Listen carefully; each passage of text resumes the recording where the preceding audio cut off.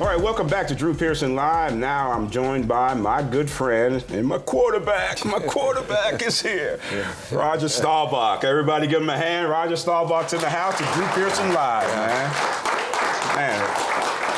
What an honor, Rod. You know, I played with you, and I still think it's an honor to have you as a guest on Drew Pearson Live, man. Thank you for taking the time to be with us today. I was your quarterback, but I feel like an eighth of a back now. So I'm not, time goes by, doesn't it? Yeah, it certainly does. And speaking of that, how are you feeling after being out of the game for, I for feel, so long? overall, but for my age and everything, I feel good. I work out. I don't run like I used to. I do elliptical machines and bikes, and just to break a sweat. Breaking a sweat is like a drug, you know.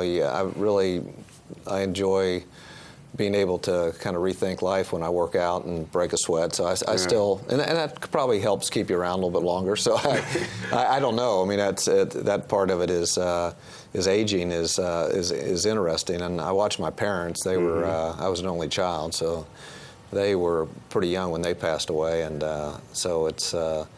But the football knocks. I think I'm in pretty good shape for an old football player. Yeah, you took some heavy shots to the head, because a lot of times I'm at the end of those plays trying to help you up and trying to direct you back to the huddle as opposed to going to the sideline and that type of thing. And but no repercussions of that now.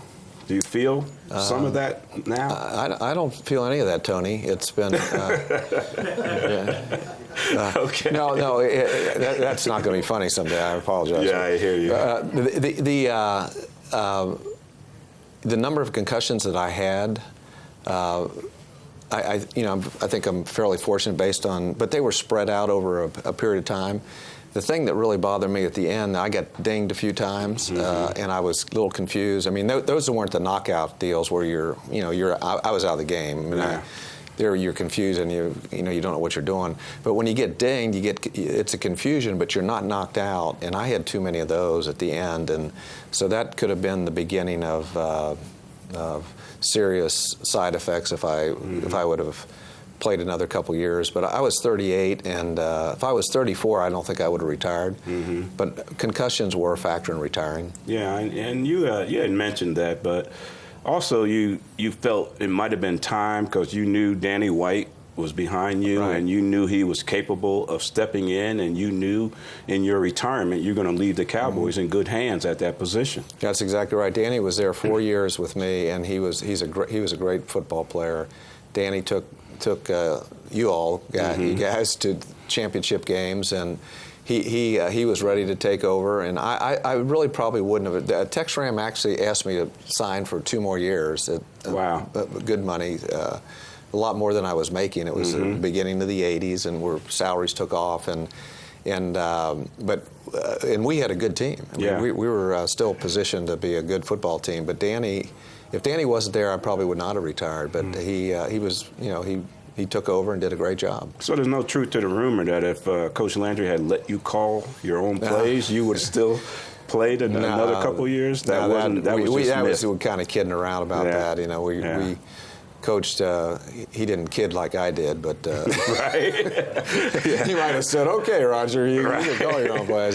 He told jokes, but nobody ever laughed at him, right? It was hard to call plays because you're bringing in. We had 3 wide receivers, sometimes 4 wide receivers. You bringing people in and out. We went to the shotgun, so you're. Being on the sideline, you had to send people in with plays. So it was. It really. Almost every team today, the quarterback has to execute and read the defenses, but most of them have help on the sidelines. Now, you see that shotgun formation. You mentioned that. You see that a lot in the NFL, college, high school football.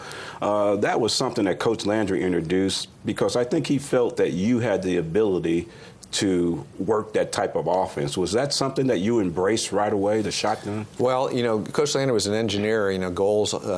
He was an industrial engineer. So his goals are outstanding, reasonable, believable, achievable. They were measured.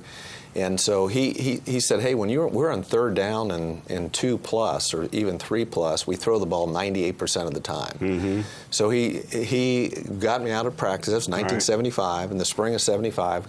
Got me out there and said, we're going to experiment. He had Ditka out there, and I think Reeves might have been there too. And we he said, let's see if we can maybe on third down use this shotgun and see how far you need to be back from the line of scrimmage. And sure enough, and he liked the idea that he actually allowed me to run. I mean, he didn't fire me or anything. That a combination of that was 75. We were the only team that did use shotgun, and we had you. You had a lot of major plays off the shotgun formation, including the Hail Mary. Absolutely, and it was a play that. I mean, there's a formation that allowed you to get that ball sooner and read the defense a little quicker because you were back there already. Right. And you're looking out. You can see better. That blind side's over here. You can see everything instead of being under the center when you go back like this. So it really was. I really liked the shotgun. Yeah. So. It's amazing. You could take Tom Landry's offense right now and probably implement it in today's game. That's how innovative he was back then. Yeah, he had the motions. He did. He was a defensive coach, and he knew the best thing for an offense to do would be to confuse the defense, because when he was a defensive coach, he wanted to have a formation he could see and say, okay, they run these plays from that formation. And so when he became a head coach, he said, offensively, we're going to really screw those guys up over there.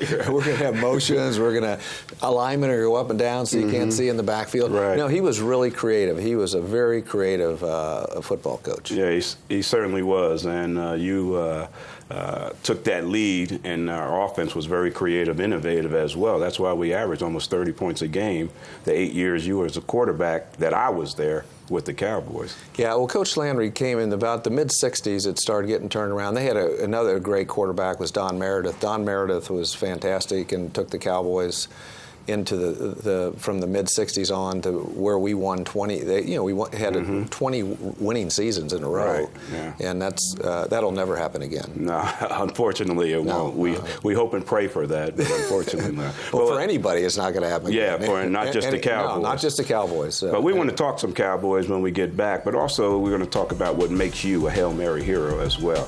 We'll be back with more of Roger Staubach, my quarterback, right after this.